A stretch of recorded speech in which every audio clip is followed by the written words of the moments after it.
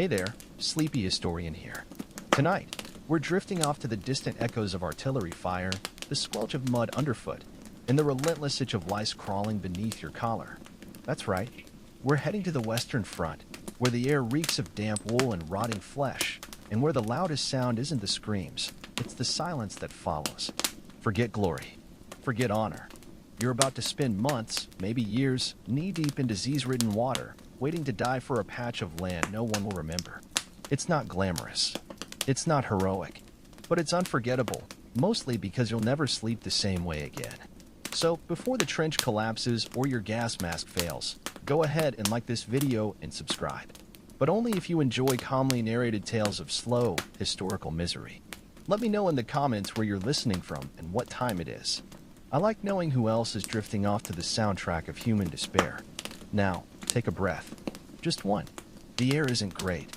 Get comfortable, because tonight, you're a World War I infantryman. And no, there's no way out. You arrive in the dark, not metaphorically, though that too, but literally, because the train dumped you somewhere in France at night, and no one bothered to tell you where here is. The air smells like manure, smoke, and something you desperately hope isn't human. You're wearing a uniform that doesn't fit, boots that chafe your ankles raw, and a helmet shaped like a dented pot lid. Your rifle jams before you even fire it. You've never felt less prepared for anything in your life, which is fine because no one expects you to survive. There's no fanfare, no flags, no speeches about duty and sacrifice, just a bored corporal with a clipboard barking numbers and pointing at mud. You follow the man in front of you because he seems slightly less lost than you are. The others in your group all look the same. Blank faces, trembling hands, and a silent, shared hope that maybe the real fighting is happening somewhere else. That hope doesn't last long. A shell explodes in the distance. You flinch. No one else does. That's your first lesson. The next is the smell. The trenches are still miles away, but the wind carries whispers of what's waiting. Decay, sweat, old blood, and the sour stench of things left too long in the rain. You're herded into a barn with a leaky roof and straw that smells faintly of mildew and something worse.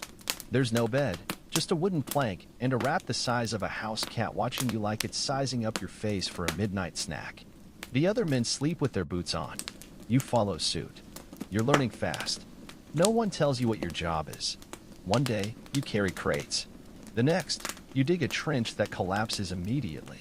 Orders are vague, redundant, and shouted by people who look more exhausted than you feel.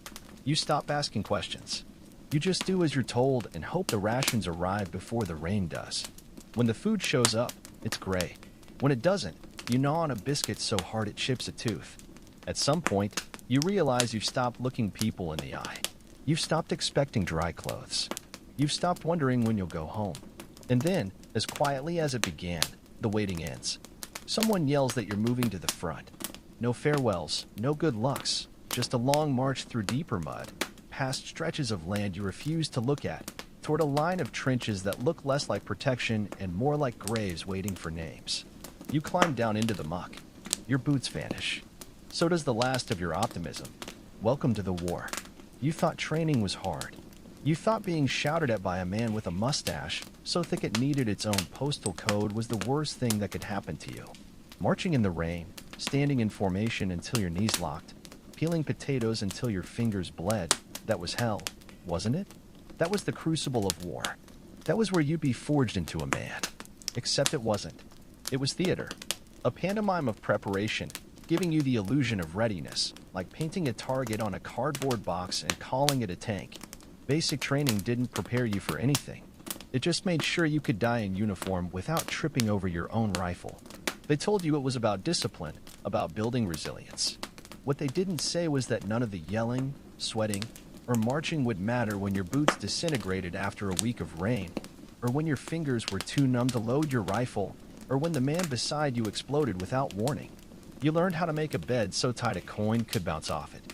No one taught you how to sleep standing up, or in 4-minute increments between shellings, or while sharing your blanket with lice. You spent weeks practicing how to salute properly. Now the only people worth saluting are either dead or about to be. There was structure in training. Drills, routines, schedules. You hated it then, but at least it made sense. Out here, nothing does. You dig trenches in places they swore were already dug. You march east only to be told you were supposed to go west. Orders change by the hour, but you're expected to keep up. Out here, discipline means not screaming when you step on something soft that used to be human. It means staying still when you want to run and moving when your legs beg you to stop. There are no medals for doing things right, only consequences if you don't. Back in camp, you got daily rations, usually disgusting but edible. Here, you're lucky if your meal arrives warm, or at all. You used to complain about the blandness of your stew. Now you scrape mold off your bread and eat it anyway because the alternative is hunger, and hunger makes you stupid. Training warned you about dehydration. It didn't tell you you'd end up drinking water filtered through sandbags and rat droppings. You used to treat your canteen like it was sacred. Now it's just another grimy relic you pretend still works. You remember your drill sergeant talking about brotherhood, camaraderie, how war would bond you to the men beside you like nothing else. And sure, that's true, in the same way a shipwreck bonds you to whoever's clinging to the same piece of driftwood. You don't talk about your feelings out here. You don't open up. You share cigarettes, grunts, and the occasional glance that says, if I die, don't waste my rations. Some men sing. Others pray. Most of you just stare. It's not that you don't care about each other. You just don't have the energy to pretend you'll all make it out. The uniforms were crisp back then. Your boots were stiff, your buttons shiny, your weapon clean and oiled. You looked like a soldier. Now, you're soaked to the bone, wearing 3 layers of damp wool that itch like punishment. Your helmet's dented.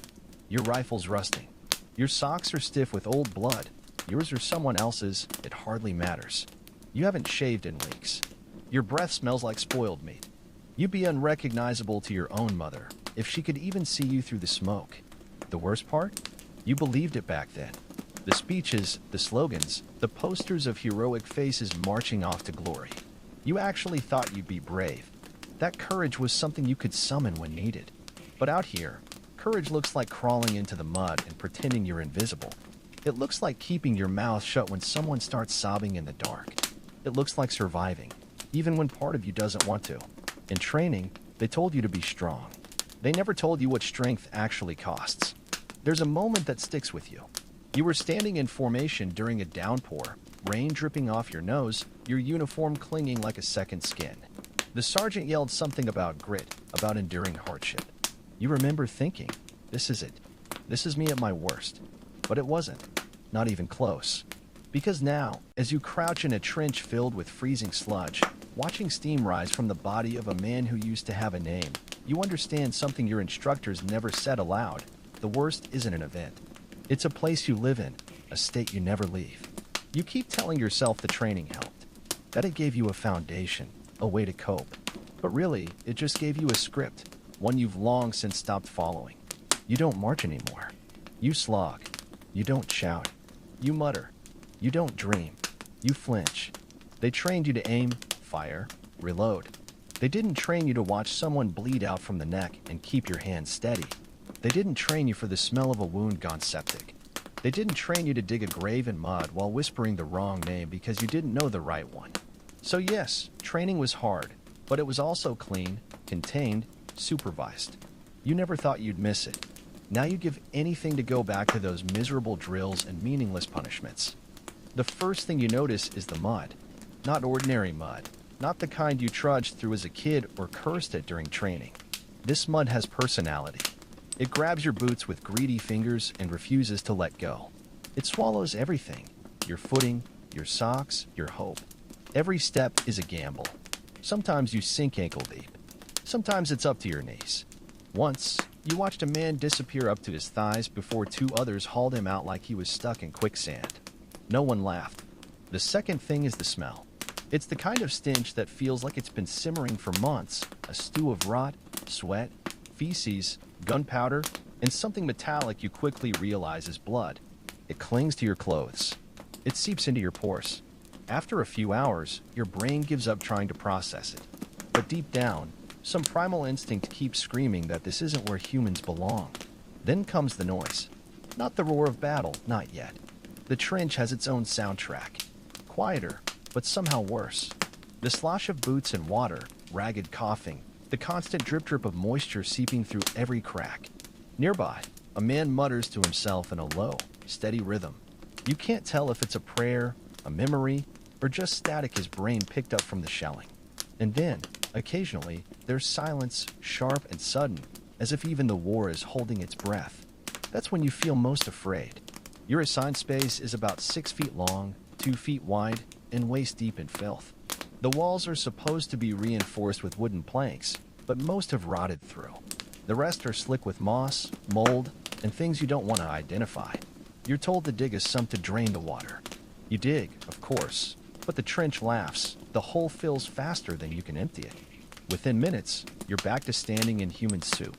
Dryness no longer exists. Not your socks, not your rucksack, not even your cigarettes, which crumble in your fingers like wet tissue. Your hands are swollen and cracked. Your feet squish when you walk. And you're starting to understand why men here talk about trench foot the way others talk about wolves, a creeping inevitability that devours you slowly. You saw a man peel off his boot only to find a chunk of skin still stuck inside. He didn't scream. He just sighed, like he'd known all along. And then there are the rats. You meet your first one on day 2, gnawing on the edge of your blanket with the calm entitlement of a landlord collecting rent. It's huge, not large, huge. You could saddle it. Its eyes reflect your candlelight like it's mocking you. When you try to shoo it away, it bares its teeth. You've never seen a rat look insulted before. Later that night, you find 2 more sharing your rations. One perches on your biscuit, staring you down as it eats. You let it finish. The rats live here. You don't. That's the unspoken truth of trench life. You're the visitor, temporary, interchangeable. The rats have names, territories, social hierarchies. They breed in the walls and feast on the fallen. You once watched one gnaw on a severed finger like it was jerky. Another crawled into a dead man's mouth and curled up like it was a bed. No one stopped them. There's an agreement now. They won't bother you much while you're alive, and you won't begrudge them when you're not. Sleeping is complicated. You do it in shifts, never well. The ground's too wet, the walls too cold. The constant threat of shells keeps you teetering on the edge of rest. When you do sleep, it's the kind that leaves you more exhausted than before. You wake with your back screaming and your face pressed against something that smells like mildew and despair. Once, you woke to a beetle crawling into your ear. You didn't panic. You just flicked it away and rolled over. Meals arrive when they can. You eat from a dented mess tin, balancing on one knee, trying to keep the mud out. It never works. Everything tastes like dirt and metal. Sometimes you choose something rubbery that shouldn't be there, but you swallow it anyway. Hunger overrides doubt. You used to gag at gristle. Now you gnaw on it like it's a delicacy. No one asks about the mate. You've all seen what happens to the horses. Privacy doesn't exist. You piss in a tin. You shit in a box. You bury both somewhere you hope won't be dug up by accident. Hygiene is a fantasy. You haven't washed properly in weeks. Neither has anyone else. You all smell the same now, a collective reek of men decomposing very, very slowly while still alive. You avoid inspecting the sores on your skin or the black creeping up your toenails. If something falls off, you'll deal with it then. After a few days, the trench starts to feel normal. Not safe, not good, but familiar. You learn where to step to avoid the worst puddles. You figure out how to prop your rifle so it won't rust overnight. You stop reacting when someone coughs up blood beside you. This isn't survival, it's adaptation. You're not living through it, you're becoming part of it.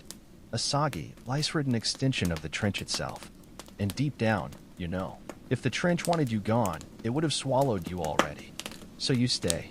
You slump in your corner of the mud pit, listening to the scurry of rats, the groans of men, and the eternal drip-drip of water from a place that should have run dry long ago. You tell yourself you'll get used to it, that this is just another test of endurance. But you're wrong. This isn't a test. This is the curriculum. Everything before was just orientation. Life in the trenches never stops being awful. It just becomes familiar. You wake damp, already cold, with a nausea that comes from hunger, rot, and the kind of sleep that leaves your joints locked and your mouth tasting like old pennies. There's no sunrise to greet you, just a grudging lightening of the sludge-gray sky, barely visible through the tangle of netting and splintered boards overhead. You sit up, your spine cracking like kindling, and prepare for another day of nothing in particular and everything at once. There is no schedule here, no clock, just an endless rotation of tedium and terror. Some days you're handed a shovel and told to dig. A trench, a latrine, a drainage channel, or maybe just a hole no one will ever use. Other days you stand guard, staring at an empty stretch of mud for hours, straining to see movement that never comes, until suddenly it does. You stop blinking as much. Blinking gets men shot. So you stare until your eyes water, then let the tears fall. Then there's the cold, the kind that doesn't just sit on your skin, but burrows into your bones like it's building a home there. You stamp your feet, rub your arms, tuck your fingers into your armpits, but nothing helps for long. The damp makes it worse, creeping into your clothes, your bedroll, your lungs. Your cough comes in wet, rattling bursts, just like everyone else's. The whole trench sounds like a tuberculosis ward. You spend hours shoveling mud that never leaves. Every scoop you toss out is replaced by another sliding back in. It's a Sisyphean joke no one's laughing at. You scrape, dig, haul, only for the walls to collapse again under the rain. Sometimes you uncover things, a boot, a rusted tin, a bone. If it's human, someone marks it. If not, it goes back in the mud. You don't have time for archaeology here. The dead are part of the infrastructure now. You eat when you can. Cold beans. Bread hard enough to stop bullets. Maybe a sliver of cheese if the supply officer was feeling generous or guilty. You don't ask about the meat anymore. If it's hot, you're grateful. If it's not, you eat it anyway. Hunger makes everything taste like something. Even mud has flavor now. Earthy, metallic, faintly fungal. You've been chewing on war since you got here. The latrine is a hole surrounded by sandbags and a stench that makes your vision blur. You hold it in as long as possible, then balance precariously, pants around your ankles, knees shaking, praying no shell lands during the most vulnerable 30 seconds of your day. You've heard stories of men dying mid-squat. There's no dignity in this war, but that's one exit you'd rather not make. You wipe with whatever's handy, newspaper, your sleeve. Standards disappear faster than rations. Men unravel slowly. You see it in their faces going slack and waxy, like candles left too near the fire. Some mutter constantly. Others go silent for days. There was a man in your unit who used to recite poetry. Now he just rocks back and forth, eyes wide, lips twitching. You tried to help at first, offered him chocolate, asked if he was all right. Now you avoid his corner of the trench. Madness spreads here like mold. Watch it too long, and it finds a way into you too. Shells come without warning. No rhythm, just a sudden roar. The earth heaving beneath you, then the thud of impact, sometimes near, sometimes far, sometimes close enough to taste. You hit the dirt by instinct. Sometimes you scream. Sometimes you just clench every muscle and hope you're not next. Shrapnel doesn't care who you are. It slices through flesh, bone, hope with equal ease. You've seen a man cut in half still twitching. Seen a headless corpse sitting upright like it hadn't noticed yet. The quiet moments are worse in their own way. Long stretches where nothing happens give your mind room to wander. You think of home, of food that isn't gray, of dry socks and real silence. Then you remember, you're not supposed to think. You're supposed to wait. Because when something does happen, it won't wait for you. So you count things instead. Footsteps, breaths, drops of water falling from the trench roof. You hum tuneless songs. You press your fingers into mud just to feel something colder than you are. Evenings are the cruelest. Darkness settles like a wet wool blanket, heavy and suffocating. Lamps are rationed. Candles flicker weakly and jam tins nailed to posts. You write letters by this dim light, saying things you don't mean to people who will pretend to believe you. You say you're fine. You say the lads are holding up. You say the rations have improved.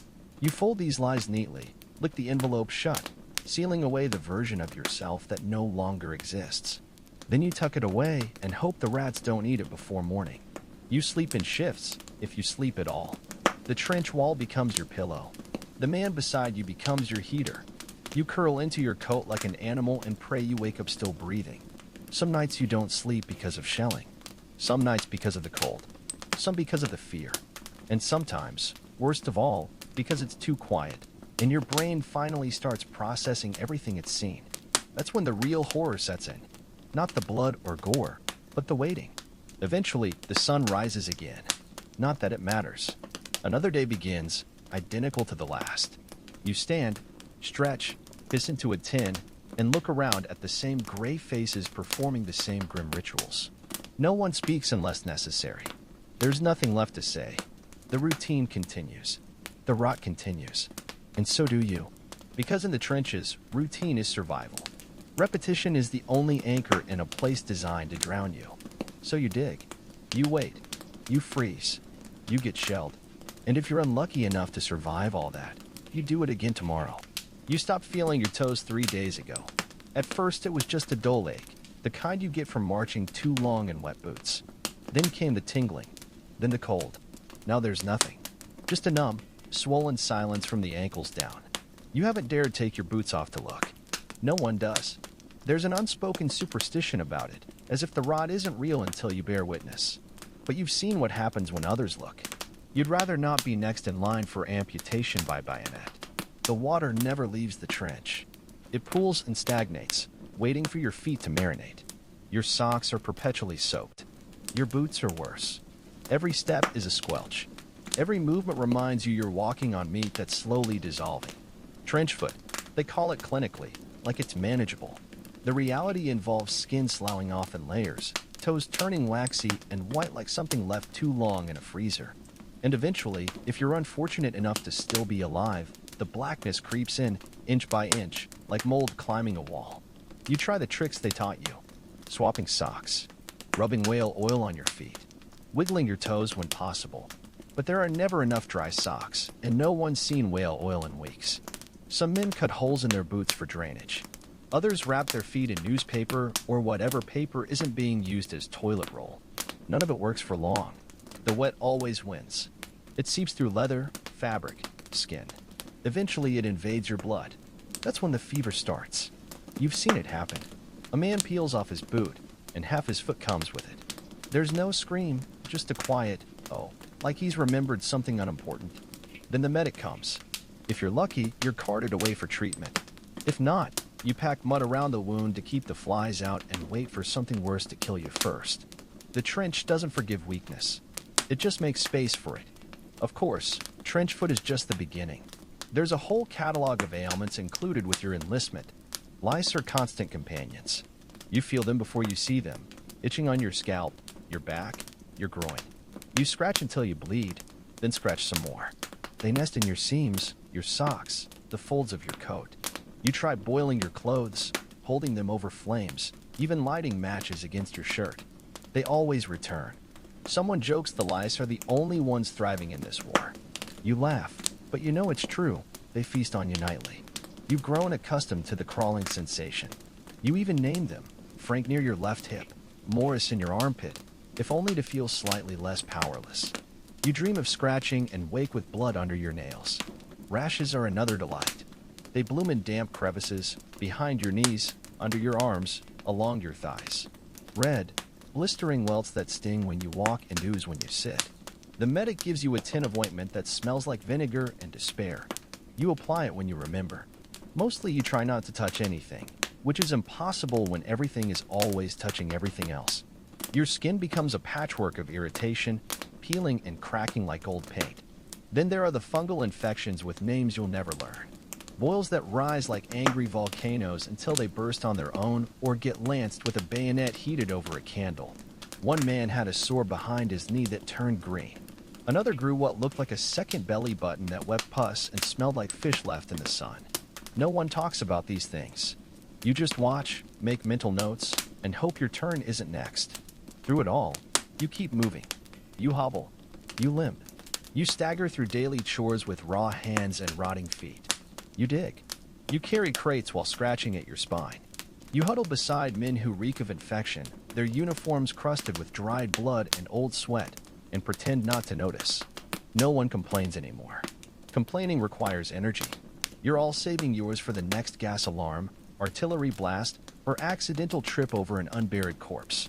The medics do what they can. They're exhausted, overworked, running out of everything. They slap on bandages, bark half-hearted orders, and hope you don't die mid-treatment.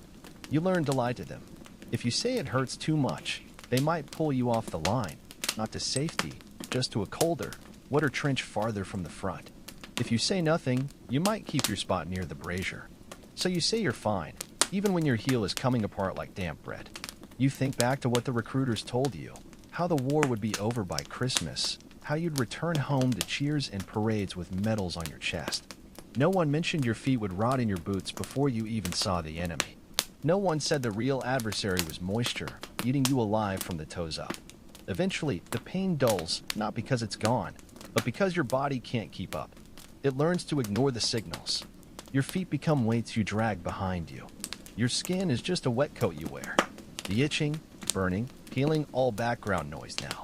What matters is staying alive, breathing, eating, not falling asleep with your socks on, or worse, off. You measure time by how many toes you have left. You count blessings by fingernails. You're not clean. You're not whole. You're a damp, infested collection of semi-functional parts still pretending to be a soldier. But you're not alone. Every man around you is breaking in the same quiet ways. Somehow that makes it easier. You limp together. You itch together. You rot together. And as long as you're still upright, still breathing, still slogging through the sludge, you tell yourself you're surviving. Even if deep down, you know you're not. Food was the last thing on your mind when you enlisted. Maybe you pictured mess halls with steaming stew, crusty bread, the occasional tin of peaches if the quartermaster was feeling generous. You were wrong. So catastrophically wrong. What passes for sustenance in the trenches is less nourishment and more a cruel experiment in human endurance.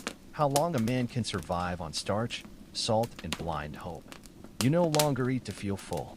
You eat because it's the only activity that briefly distracts you from the trench trying to swallow you whole.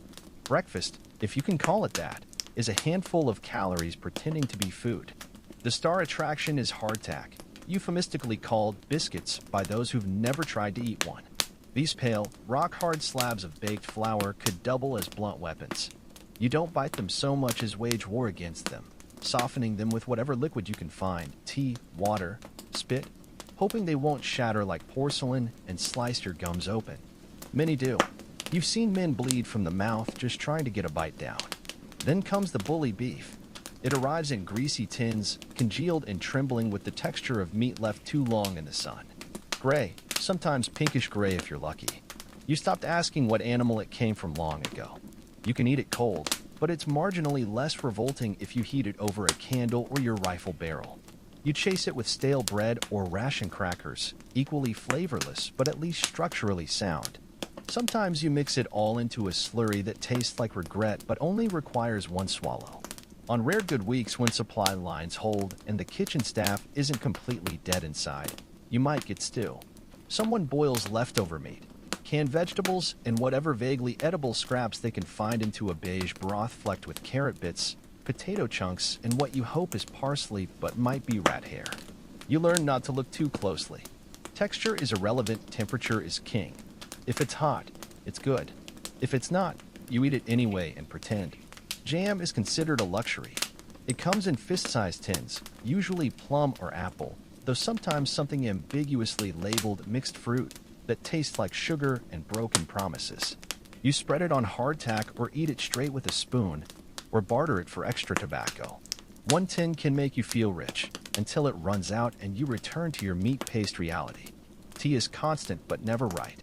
Made from water that tastes of mud and rust, boiled in dented pots and stirred with whatever's handy. Sometimes it's strong enough to stain your teeth. Sometimes it's brown water with a dead fly floating in it. You drink it regardless. It's warm, and warmth is its own currency here. You've seen men weep over a hot mug on a cold morning, not because it tasted good, it never does, but because for 3 seconds it reminded them of something that didn't feel like war. Then there's the cheese. Waxy blocks that smell faintly of feed and resignation.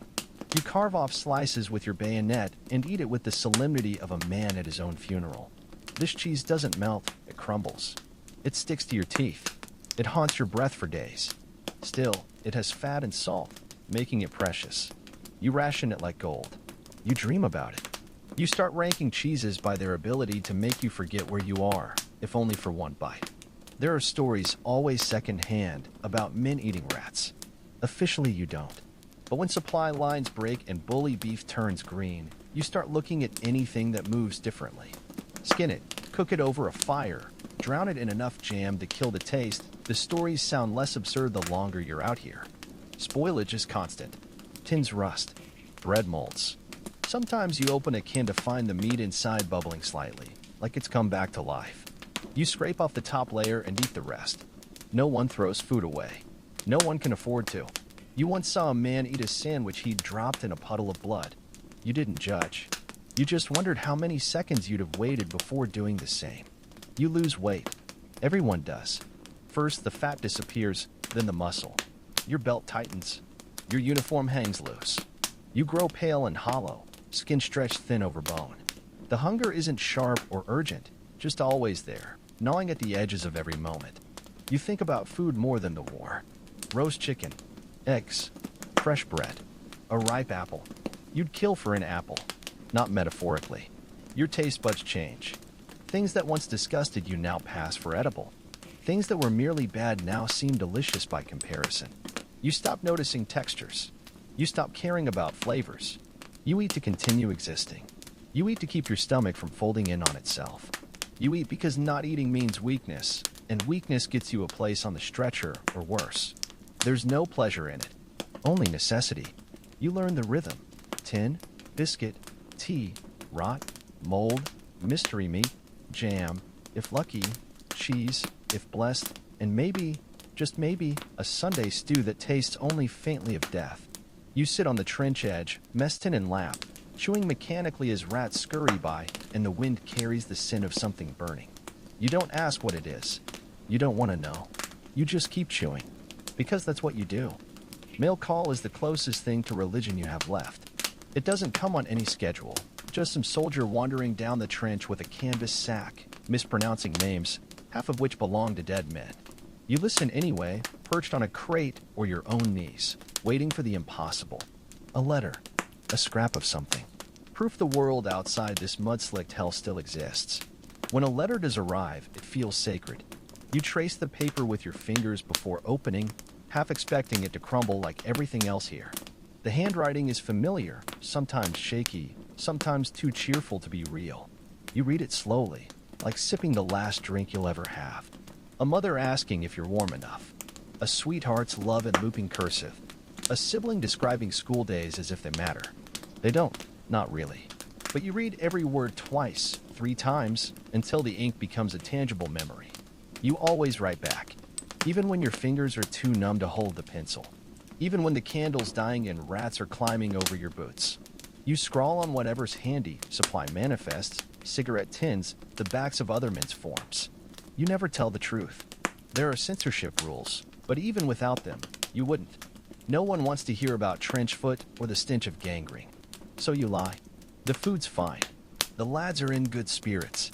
The captain's a decent chap. You're staying dry while your socks ferment around your ankles. You're safe as the man who shared your foxhole yesterday gets wrapped in a tarp. You end with something hopeful, home soon. Tell Dad I'm thinking of him. Give the dog a scratch for me. You fold these paper lies with care, sealing away the horror with a shaky hand.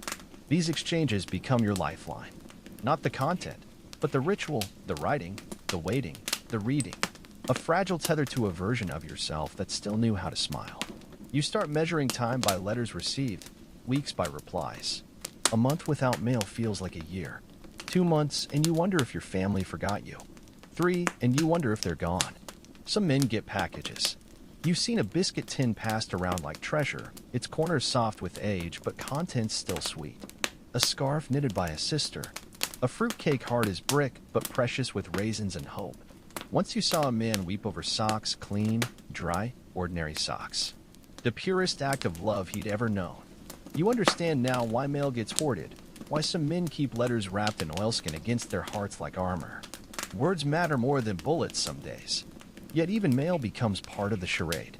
The censors black out whole lines, entire paragraphs. You master the art of euphemism.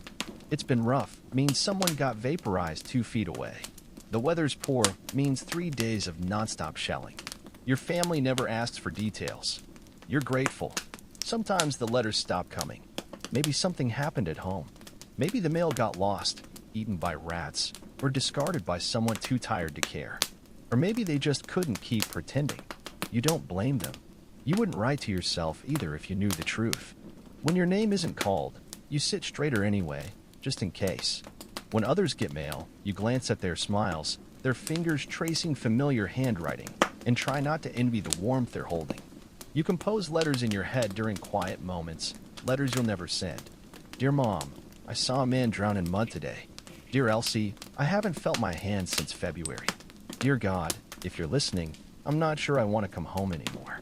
Sometimes letters arrive for the wrong man. Condolences sent to you by mistake. You read them anyway. Names, addresses, fragments of lives you'll never know. It helps, somehow, to remember the world is bigger than this trench. That somewhere, someone is still living a life that doesn't involve boiling lice out of their shirt. Eventually, you stop expecting mail. You stop hoping. When something does arrive, it's a surprise, a gift, a voice from the other side of the mud. You hold it longer than you read it, trying to remember what it felt like to be the person the letter was written to. Someone whole, someone missed. But you're not that person anymore. You're just a body in the muck, going through the motions of connection. Still, you write back. Because that's what you do.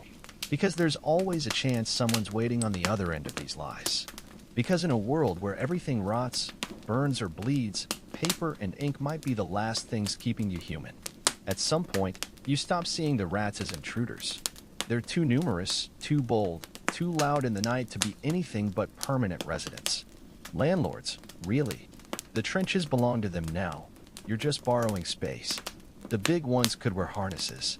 You once saw a rat the size of a toddler dragging a bread crust into a dugout like it was carrying a briefcase to work. No one stopped it. No one dared. They live in the walls, the sandbags, the corpses, especially the corpses. You learn quickly that the dead are never left alone. Leave a body in the trench overnight, and it becomes a banquet. Rats chew through uniforms, skin, organs with terrifying efficiency. You try not to look when passing them, not to think about how a dead man's lips can disappear by morning or why his eyes are missing the next time you see him. You used to be horrified.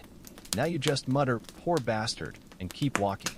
Their fearlessness is the worst part. They don't scatter when approached. They stare back, whiskers twitching, deciding if you're food yet. They raid your kit bag. They gnaw your boots as you sleep. You wake to them wrestling under your blanket, fighting over crumbs or just asserting dominance. You swat them away, but they always return. Kill one, and 3 more come to the funeral. Some men fight back. Crude traps, homemade weapons, nightly rat hunting competitions with scoreboards painted in blood and boredom. It's a losing battle. You might get a few, but the rats never stop coming. There are always more, breeding in the shadows beneath floorboards, behind latrines. You've seen nests of pink, hairless pups, dozens per litter, born and raised in war like it's their natural habitat. Maybe it is. They don't just eat the dead.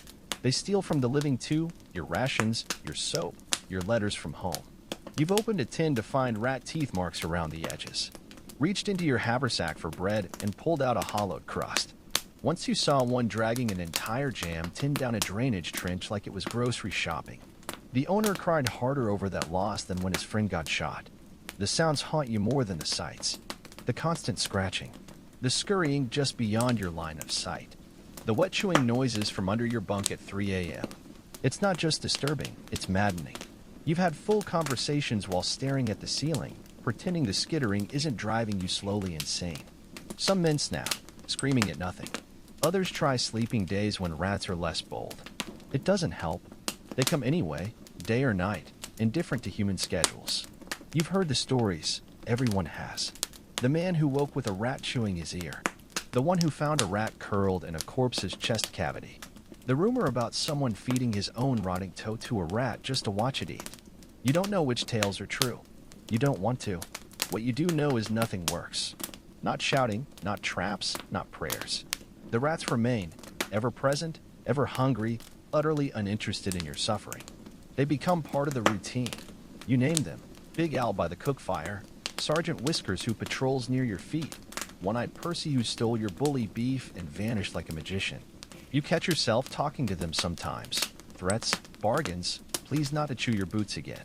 If one ever nodded back, you probably wouldn't be surprised. Superstitions sprout like mold. Old wives' tales recycled as trench lore. If a rat crosses your path at night, death's coming. If rats avoid your bedroll, you're already a ghost in spirit. Some believe feeding them brings mercy. Others say killing too many invites bad luck. You've seen a man weep after crushing one, muttering about balance like he'd angered the gods. You don't judge. Out here, Superstition is just another way to stay sane. Occasionally someone gets creative. A rat trap from a sardine tin and wire, a flamethrower made from lamp oil and a broken lighter. For a moment there's laughter, camaraderie, the thrill of victory. Then the stench of burning fur hits, and the laughter dies. You spend the night retching into your bedroll, wondering if you'll ever eat meat without hearing squeals. Eventually, the rats stop registering as animals. They're part of the landscape now, like mud or shellfire. You don't react when one brushes your leg. You barely flinch when they climb over your pack. You get used to their weight near your shoulder as you try to sleep. It's not affection. It's not comfort. It's coexistence. Bad, uneasy, but necessary. You know what they'll do if you die tomorrow. They'll start with your eyes. But until then, you share this space. You give them room. They give you nothing, no mercy, no fear, not even respect. They're the war's true victors. Thriving, multiplying, feasting. They don't care who wins. They never did. Long after you're gone, they'll still be here, nesting in the rib cages of the forgotten, raising new generations in the ruins. When history looks back on all this, the rats will remain, watching, chewing, waiting. It begins as a distant thud, not loud, not urgent, just a low pulse in the sky. At first, you barely notice it. You're too busy scooping mud from the trench or tying a bandage that won't stay dry or trying to remember what warmth felt like. But the sound grows. The air tightens. The ground hums beneath your boots, and suddenly the thud becomes a boom. Then a crack. And then it's not distant anymore. The shelling has started again. You hit the dirt by instinct. Everyone does. It's not bravery. It's not training. It's pure survival reflex, hardwired into your muscles now. You press yourself into the mud, face down, spine curled like a dog trying to disappear. There's no cover here. The trench is supposed to be protection, but you've seen what a direct hit does to 6 feet of dirt and the men hiding inside. You've watched trenches collapse as if they'd never existed, swallowed whole by the earth they were meant to tame. The noise is all-consuming, not just sound but pressure, like the air itself is caving in.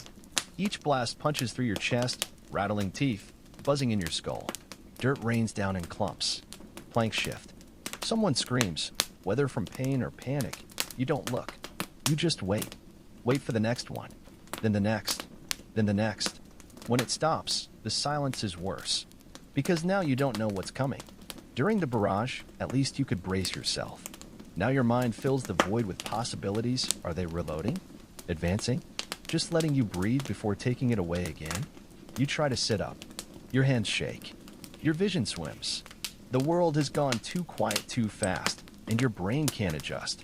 Later, after the war, when doctors and politicians need a name for what's hollowed you out, they'll call it shell shock.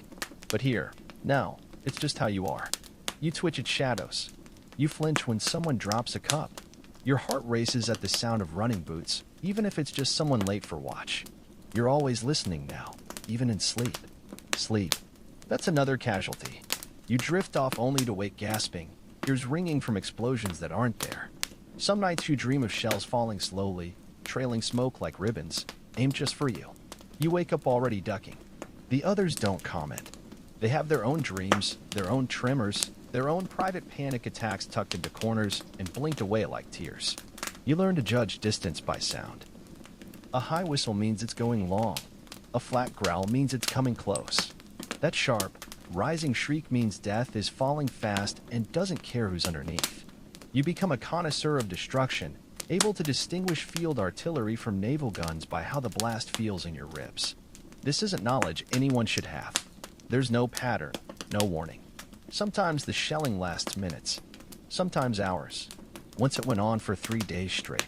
You lost count after 100 impacts. The trench filled with water, mud, and chunks of men who'd been standing 10 seconds before. You couldn't eat, couldn't sleep, just crouched wide-eyed in a corner, waiting for the ground to swallow you. It didn't. Others weren't so lucky. When it ends, when the guns go quiet and the air stills, you don't feel relief. You feel dread. Because now you have to stand up, have to climb over bodies, have to start digging out the trench again, counting heads, patching wounds, sweeping aside gore, pretending everything's normal. Have to look men in the eye while wondering which of them will be next. And you have to do it all with ringing ears, chattering teeth, and hands that won't stop shaking like they've forgotten how. Sometimes it's not just your hands. Your whole body betrays you. You drop things. You stammer. You forget names, faces, what day it is. You drift into memories without meaning to, then jerk back like you've been slapped. You've seen men lose the ability to speak after a close blast. Others scream when touched. Some just sit staring, even as their boots fill with blood. The officers don't know what to do with them, so they disappear. You try to hold it together. You joke. You pretend it's all a game. Jerry's sending us love notes, someone says when the next barrage starts. Everyone chuckles before hitting the dirt again. You laugh because you have to, because crying doesn't help and praying feels dishonest. The gods left these trenches months ago, chased out by rats and mustard gas. All that's left is dirt and noise. After a while, the shelling becomes part of you, a rhythm, a backdrop. You stir tea with shaking hands while the ground trembles. You clean your rifle while the sky explodes. You learn to speak in pauses, shouting sentences between blasts, finishing thoughts after the next impact. It becomes normal, not comfortable, never safe, just expected. You adapt because you have no choice. One day, long after this war ends, you'll be home. You'll sit at a kitchen table. Someone will open a cupboard too fast. A can will fall. It will hit the floor with a metallic clang, and you will hit the ground, arms over your head, heart in your throat, convinced the shelling has found you again. It never really stops, not once it's lived in your bones. You'll try to explain it to people, your wife, your children, your friends. They'll nod, eyes wide, trying to understand. But they won't. Not really. Unless you've lain face down in mud while the world explodes above you. Unless you've waited for death with every muscle clenched and your mouth full of blood and dirt, you can't know what it's like. You can't understand how silence can feel like a threat or how thunder can sound like a lullaby. But you'll know. You'll always know. You learn about gas the way you learn everything here, the hard way. No manual, no proper briefing, just a shouted, "Mask on, damn it." One moment the air smells like the usual cocktail of sweat, blood, and burnt coffee. The next there's a sharp sting in your nostrils, like someone poured bleach down your throat and lit a match. Your body knows before your brain does. Throat clamping shut, eyes watering, chest seizing like it's rejecting the very idea of breath. The first time, you're too slow. Everyone scrambles at once, tripping over each other, slapping at their mask straps with mud-slick fingers. The masks aren't where they should be, or the filters are cracked, or the rubber's perished. You fumble with yours as the air turns green-yellow, thick and oily like poison fog. It creeps low, hugging the ground, and you realize too late your corner of the trench is downhill. You get the mask on eventually. It doesn't help much. The rubber's old. The eyepiece is fogged. Now you're choking in the dark with only the sound of retching to guide you. Someone didn't get theirs on in time. You hear them gagging, screaming like their lungs are trying to escape through their teeth. Then the screaming stops. That's worse. Mustard gas plays the long game. It soaks into your clothes, your boots, your skin.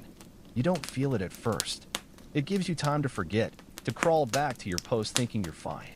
Then hours later, the blisters start. Hands first, then armpits, then groin. Places you didn't know were exposed. The pain builds slow but sure, like water boiling in a sealed pot. By the time you notice, your eyes are swelling shut and every inch of you feels aflame. Chlorine's different, quicker, meaner. It's like a punch to the windpipe. Your lungs lock up. Mouth fills with foam. You double over, trying to vomit and inhale at the same time, which goes as well as expected. It kills theatrically, bodies convulsing, eyes bulging, men clawing at their own throats. You've seen a man drown in open air, choking in 2 feet of trench water because his lungs forgot how to work. The masks help when they work. If you get them on in time. If the filter's dry. If the rubber hasn't cracked. If the gas isn't too thick. Sometimes you mask up and die anyway. You've seen it. A man sitting perfectly still, mask secured, body twitching like a puppet with cut strings. The mask muffles his screams, turns them wet and low and worse. The worst part is how quiet it starts. No sirens. No warning shots. Just a shift in the air. A smell that doesn't belong. Someone shouts gas, and it's already too late for half the trench. Now you sleep with your mask strapped to your chest. You've practiced putting it on blindfolded, one-handed, timing yourself. Under 10 seconds is the goal. 7 is your record. That's probably why you're still breathing. Gas drills are a joke. Line up. Mask on, walk in circles, mask off, back to pretending you're ready. But you're not. No one is. You can prepare for bullets, for bayonets, even for shells. But gas? Gas feels personal. It doesn't just wound you, it invades you. Finds the gaps in your gear, your skin, your sanity. And when it gets in, it doesn't leave. You've seen what it leaves behind, men covered in yellow burns, eyes swollen shut, lips blistered black, skin peeling off like old wallpaper. They don't scream long. Their voices give out. Then they just moan. Then nothing. Sometimes they're still alive when the sounds stop. You can't tell. You don't ask. You just cover them with a tarp if there is one, or turn away if there isn't. There are makeshift remedies. Pee on a rag and breathe through it, supposed to neutralize chlorine. Smear mud on your face, might block some particles. You don't know what's superstition and what's science. You don't care. When the choice is between dignity and suffocation, pride dies fast. Rumors swirl about new gases, invisible, odorless, kills in seconds. Maybe it's true. Maybe it's trench gossip. Doesn't matter. You live with the knowledge that at any moment, the very air might turn against you. That's the deal now. You've stopped flinching when someone shouts. You just grab your mask and hope, not for safety, not for victory, just to make it to the next hour. You used to worry about dying. Now you worry about how. Bullets are clean. Shells are quick. But gas? Gas lingers. It's a slow, choking unraveling, dragging your body inch by inch into something you won't recognize by the end. You pray it won't be you. Then you look around at the odds. There's no warning, no justice, no escape. You don't survive a gas attack. You just don't die immediately. And if you're truly cursed, you'll carry it in your lungs for whatever life you have left. So you sleep with the mask on your chest. Check the filter every morning. Clench it every strange breeze. Because when the wind changes here, it doesn't bring rain, it brings death. Corporal. The word lands like an accusation. Somewhere, some clerk scribbled your name next to that title on a crumpled list. That's all it took. You outlived the man before you. Maybe by ducking faster, maybe by standing 2 feet to the left. Now you've got a stripe on your sleeve, more responsibility, and the singular honor of telling other men where to stand while they get torn apart. Leadership here isn't about strategy. It's about proximity to death and your ability to yell convincingly over gunfire. No congratulations. No ceremony. Just a muttered, "You're in charge now," and the sudden weight of 6 exhausted faces waiting for you to make decisions. These are the same men who shared bully beef with you last week, who helped dig latrines. Now they're supposed to follow your orders. Their expressions suggest they'd rather follow a stray shell. Your first task is textbook trench absurdity. Organize a work detail for something probably pointless. Dig a new latrine. Move sandbags. Retrieve supplies that may not exist from a location that may have been shelled into oblivion. A lieutenant who hasn't seen the front in 3 days gives vague instructions, then vanishes. You nod like you understand, then spend the next hour inventing a plan from whole cloth. Being in charge doesn't mean knowing anything. It means being the one everyone blames when. The trench floods, your poor planning. Someone steps on a mine, you should have marked it. Rations are late, your problem now. You didn't ask for this, but you didn't refuse either. Refusal gets you noticed. And getting noticed means getting voluntold. That special trench brand of volunteering where the only choice is the illusion of choice. Volunteering happens constantly. Need someone to run supplies through a shell-pocked death zone? You are the type. Should someone inspect that collapsed dugout full of corpses and unexploded shells? Congratulations, you're due for field experience. You try to delegate. Your men look at you with hollow eyes that say, "Please, not me." So you end up doing half the jobs yourself, not from nobility, but math. Fewer men means fewer letters to write home. Officers love the word morale in meetings. What they mean is, don't let the men cry where others can see. You're expected to keep them steady, part priest, part schoolmarm, part zookeeper for shell-shocked animals. But your men aren't children. They're just exhausted creatures twitching under strain, pretending to care. You give pep talks that sound like threats. You joke when you should reassure. You hand out extra cigarettes and lie about how short the next watch will be. Sometimes you see real fear in their eyes, not panic, loud and brief, but the quiet kind that settles in like mold, curling in the corners of the trench and the folds of their blankets. You try to look braver than you feel, not because they need a hero, but because if you crack, they all will. You tell them, the shelling's moving away, it isn't. The gas won't come tonight, it might. Someone up the chain knows what they're doing, they don't. Lies are part of the uniform now. Then there are the cowards, not the dramatic, fleeing kind, but the ones who lose their rifles mid-charge or suddenly go deaf during advances. You recognize it because you've considered it yourself. The mind plays survival tricks. But now you're the one who must call it out, or look away, or file the report that'll doom someone as broken as you. And the paperwork.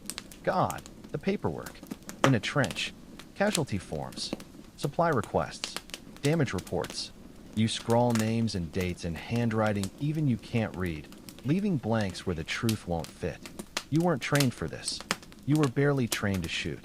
Now you're managing logistics while ankle-deep in sewage and halfway to starvation. Once you use your own blood as ink, no one notices. You try to remember who you were before the stripe. Not a leader, just another scared man with a rifle and a growing collection of nightmares. You used to make real jokes. Used to feel part of something. Now you feel separate, not above, just exposed. Like the sandbag placed highest on the wall to catch the first bullet. You tell yourself it's temporary, that someone else will take over. They don't. They die, or go mad, or start whispering to ghosts and never stop. Your men still talk to you, sort of. They ask about rations, about watch rotations, never how you're holding up. You don't ask them either. There's an understanding. Feelings are liabilities. If someone starts crying, you look away until they stop. You used to hate that. Now you're grateful. The less anyone knows, the longer they last. Including you. Being a corporal doesn't mean you're brave. It means you're the unlucky one still breathing when they needed a name. You do your best, not because you believe in anything, but because someone must. You keep the line moving. Keep the trench dug. Keep the men breathing, if not living. And when they ask what the plan is, you give them a look that says, of course there's a plan. Even though you're making it up as you go, same as everyone else. Because in this war, leadership isn't strategy. It's inertia. The word leave hits your ears, and for one fleeting moment, your lips almost twitch upward. It's a word soaked in impossible promise, escape, comfort, the distant memory of being human. They say it like it's a reward, like you've earned it, like you're going somewhere good. But leave isn't what you think.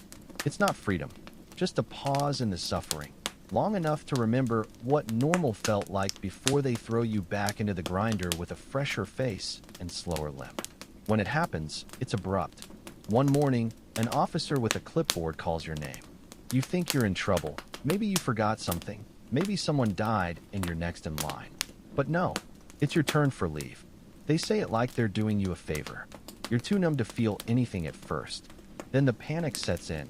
Now you must remember how to exist outside the trench without feeling you've abandoned something, someone, yourself.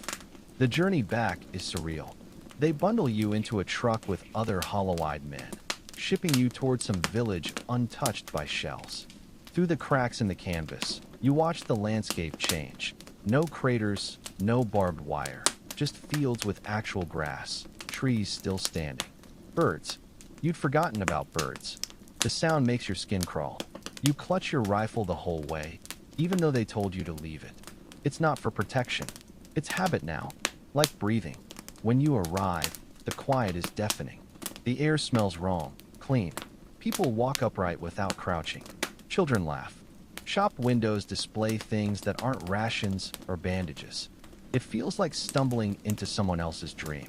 The rest station is a converted barn with cots too soft and blankets too clean. They tell you to wash. You scrub until your skin's raw but still feel dirty. The communal shower's water is cold, the floor slick with other men's shame. You go once. That's enough. The food is actual food. Eggs, fresh bread, stew not from a tin. You eat too fast the first time and vomit behind the latrine. Your stomach's forgotten how to handle kindness. After that, you eat like you're stealing, eyes darting, waiting for someone to take it away.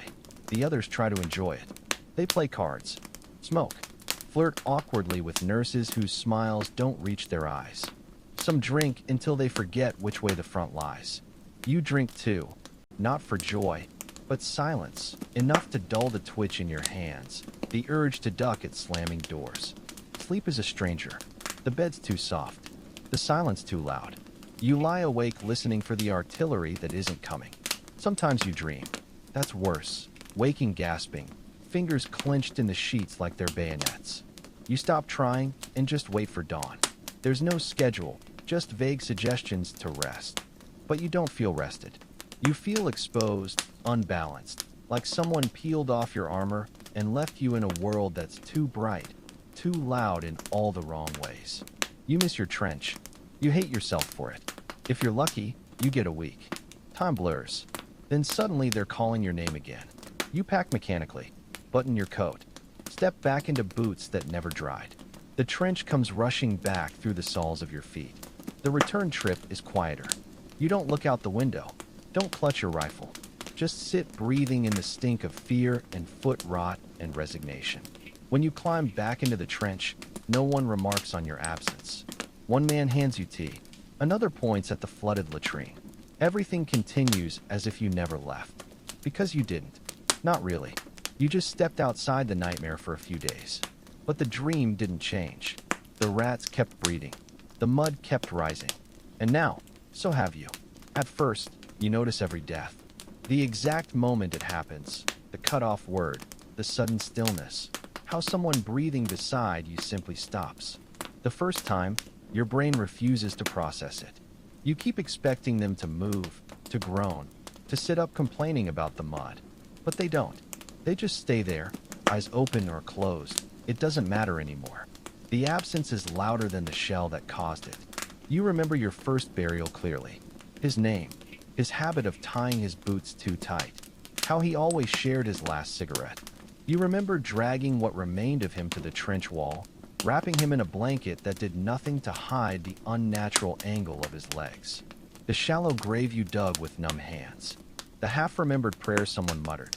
The way no one made eye contact afterward. The silence that stretched for the rest of that day. After a while, it happens more often. A sniper's bullet. A shell fragment. An infection that spreads faster than the medics can track. One day he's laughing at a filthy joke. The next his boots are on someone else's feet. It stops being shocking. Just inevitable. You stop memorizing names. Stop asking about missing faces. You assume they're dead. If they're not, it's a pleasant surprise. The guilt comes in waves. What they'll later call survivor's guilt, though no one says it aloud here. You feel it when you roll over and your hand lands on an empty bedroll. You reach for rations and find one extra portion. You realize you were standing where the shell hit 3 minutes prior.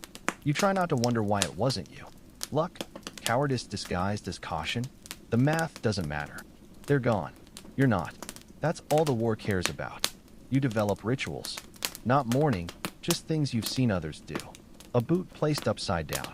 A name scratched into the trench wall. A cigarette balanced on a helmet overnight. No one comments. But they see. You've all invented your own languages of grief. Wordless, grim little ceremonies to keep moving. Because stopping means thinking.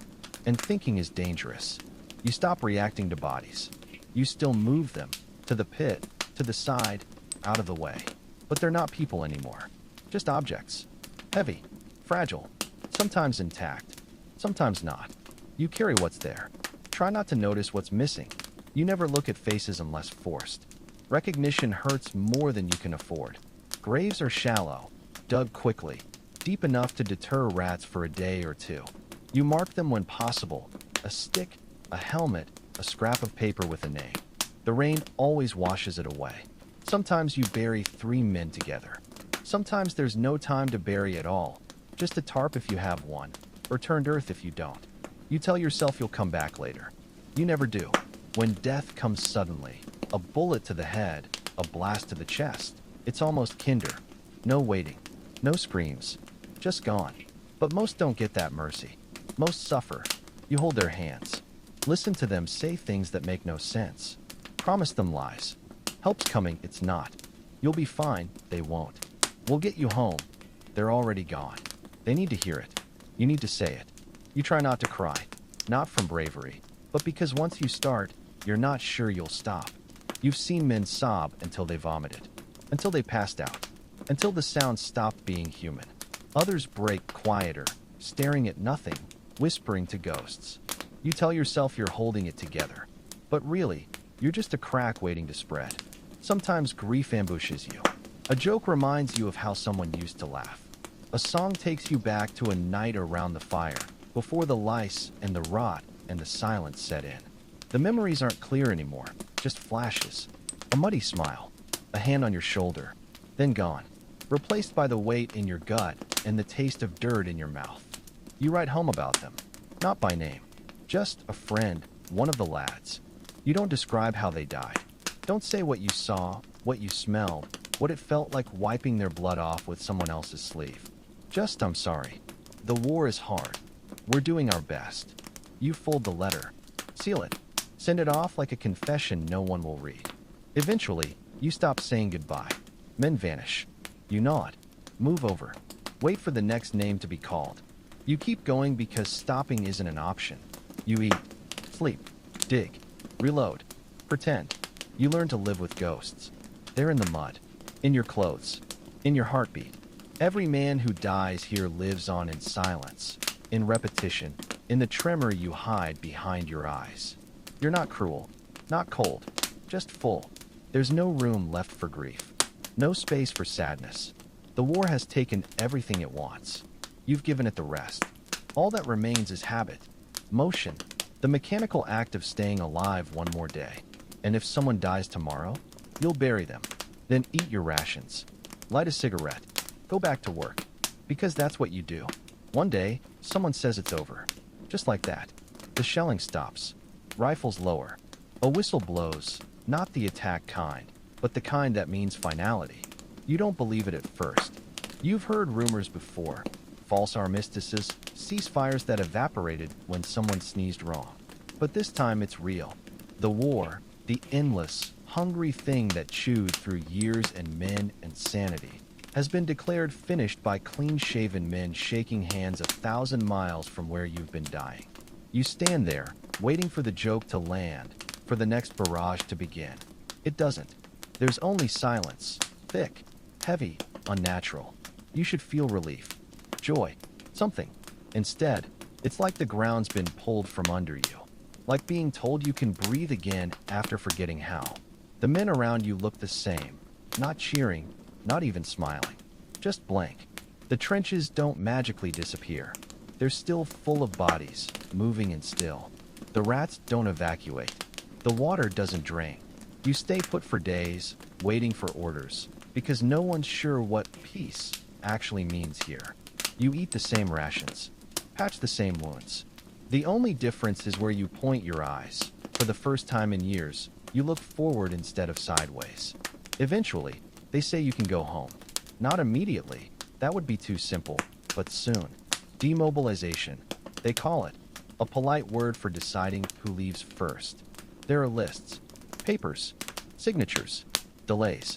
You stand in lines for hours, then days, filling out forms with hands that still shake. When they finally call your name, it doesn't feel like it belongs to you anymore. Just a sound. They issue you clean clothes, a uniform that doesn't stink, a shave, a haircut, polish for your boots. You look in the mirror and see a stranger. The grime is gone, but the hollow eyes remain.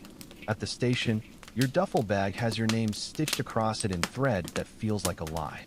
People smile at you, say things like, "Well done," and "Welcome back." You nod and keep walking. The train ride home is quiet. You stare out at hills untouched by shells, trees still standing, fields that don't smell of corpses. You try to feel something. Pride, nostalgia, anything. But there's only distance, like you're watching someone else's homecoming through glass. When you arrive, there's a crowd. Family, neighbors, strangers waving little flags. You step off into hugs and cheers, and it's all too much, too loud, too bright, too close. You flinch when someone claps your back. Your mother cries. Your sister clings to your arm. Your father says you look strong. You don't know how to tell them you don't feel real, that everything they're touching is an empty shell. Home hasn't changed. The walls are the same color. The furniture's in the same places. Your bed still creaks in that familiar way. But when you lie down, the sheets feel wrong. Too clean, too dry.